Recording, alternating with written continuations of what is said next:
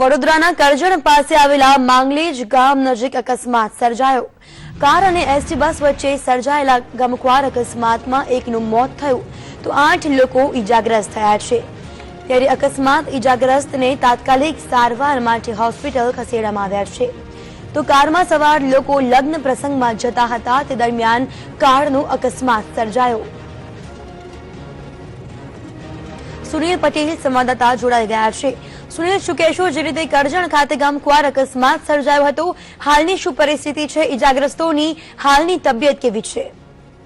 ચોક્કસ જણાવી દઉં કે કરજણ નેશનલ હાઈવે 8 ઉપર માંગલેજ ગામ ઉપર પાસે આવેલી પોસ્ટર કેલિકો કંપની પાસે ભરૂચથી વડોદરા તરફ જઈ રહેલી ઇનોવા કારની જાણમાં જે લોકો જઈ રહ્યા હતા એ ઇનોવા કારને રોંગ સાઈડેથી ગરબડાથી સુરત સરકારી એસટી બસ જે જઈ રહી હતી તે રોંગ સાઈડે ડિવાઈડર પૂરી અને ઇનોવા ગાડીમાં પટકાતા સ્થળ ઉપર એક કિશનનું મોત નીપજ્યું છે। ત્યારે 7 થી 8 જણા અન્ય ઘાયલો હોવાથી એ લોકોને 108 દ્વારા વડોદરા સારવાર અર્થે શિફર કરવામાં આવ્યા છે। બિલકુલ, આભાર માહિતી બદલ।